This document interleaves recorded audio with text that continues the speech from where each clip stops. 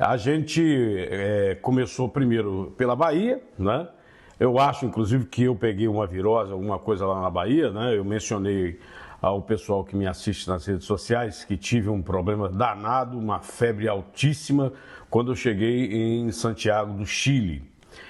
Já no Chile, nós tivemos a possibilidade de conversar com muitos brasileiros e cheguei a gravar uma entrevista, que você poderá até reproduzir algum trecho, com um brasileiro que vive e está se dando muito bem lá em Santiago do Chile. Eu prestei bastante atenção no que disse o brasileiro, principalmente no que se refere à questão da segurança pública. Mesmo viajando em países similares ao Brasil, país em desenvolvimento, no caso aqui estamos falando da nossa América do Sul, não tem comparação a violência que estamos vivendo no Brasil. E olha, mesmo antes do carnaval, viu? Não tem nenhuma comparação. Olha, a gente pega aqui os jornais do Chile, né? O que nós tivemos no Chile foi aquele incêndio na região de Valparaíso, Vinda do Mar. E ali em Vinda do Mar e Valparaíso, nós ficamos até impossibilitados de visitar algumas vinícolas ali, fazer uma viagem que é cerca de 2 horas, né? São 120 quilômetros. Mas a violência ali foi um incêndio, que no final das contas foram causas naturais. Vejo aqui, por exemplo, na Argentina, né? Eu me encontro neste momento em Ushuaia, na região da Patagônia Argentina, e aqui a questão salarial, né? O aumento da energia elétrica, algum noticiário sobre o presidente, né?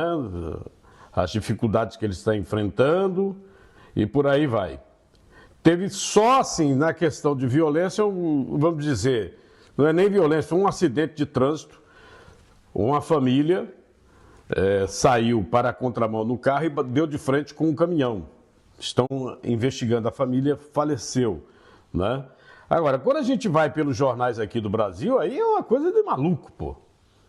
Teve esse negócio da fuga dos presos de um presídio de segurança máxima federal, nunca tinha acontecido isso na história, então tentando ainda passar a mãozinha por cima. Nós estamos falando de 2 elementos que são matadores do Comando Vermelho. Nós temos aqui uma influência que é advogada, que fez poses com um colar de um traficante. Aí está aqui, ó, Rio de Janeiro, traficante da maré aparece num cartaz de procurado com a mesma joia usada pela advogada, que é uma influência. E ela tentou explicar e a emenda saiu muito pior. Porque como é que a mulher explica que ela é uma advogada e está do lado do crime, pô? O cara é procurado, ela estava com o colar do cara, o cara estava do lado dela. É uma coisa assim absurda, não tem parâmetro. E quando a gente vai para Pernambuco, né, infelizmente, nós tivemos fatos lamentáveis aqui no nosso estado, né? Por exemplo, o caso logo no início do carnaval, do dono do posto de gasolina, que você aí, eu vi aqui pelas redes sociais, que já você noticiou bastante. O cidadão foi morto dentro do seu posto de gasolina por um camarada disfarçado, né? Para completar, nós tivemos logo uma pessoa ferida por assaltante na Boa Vista, no início do carnaval. Nós tivemos diversos fatos lamentáveis dentro do Galo da Madrugada, muito roubo mesmo de celular, gente sendo espancada. Nós tivemos no Marco Zero coisas horrorosas, que eu vi aqui as imagens aqui que aconteceram, e o engenheiro que foi vítima de latrocínio em Boa Viagem, né? A família qualificou como se fosse um verdadeiro pesadelo. Estou aqui vendo aqui a manchete, a gente vem para se divertir e acontece esse pesadelo, disse o amigo do turista morto num assalto após voltar de uma festa de carnaval. É o que eu estou dizendo, tá? A gente viaja, a gente vê coisas às vezes que não gostaria, mas iguais a isso que nós estamos acostumados e nos acostumamos no Brasil, isso é vergonhoso. Isso é vergonhoso. Mas deixa eu falar aqui um pouco sobre a minha viagem, né? Mostramos aí os amigos aí do Chile, né? Os brasileiros que estão se dando bem. Tem muito brasileiro se dando bem aqui também na parte da Patagônia da Argentina, inclusive brasileiro, dono de agência de viagem e tal, recebendo muitos brasileiros.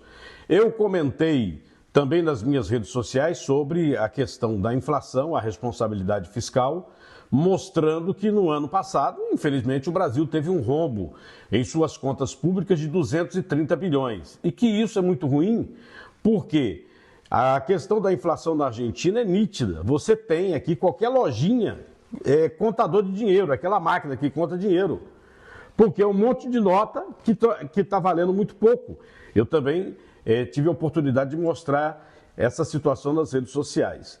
E nós visitamos também a região dos glaciares, ali em El Calafate, não é? Estamos agora em Ushuaia. Em El Calafate você tem as geleiras, os glaciares, que são aquelas geleiras que descem das montanhas e trazem informação geralmente de lagos. Nós temos um lago, o Lago Argentino, de 80 quilômetros, e nós temos o principal glaciar daquela região, o Perito Moreno, que, para se ter uma ideia, é todo de água doce. Tem água doce do tamanho, vamos dizer assim, de uma São Paulo. Eles aqui qualificam como Buenos Aires, mas as cidades são muito parecidas em tamanho. Então, seria Buenos Aires, São Paulo, água doce.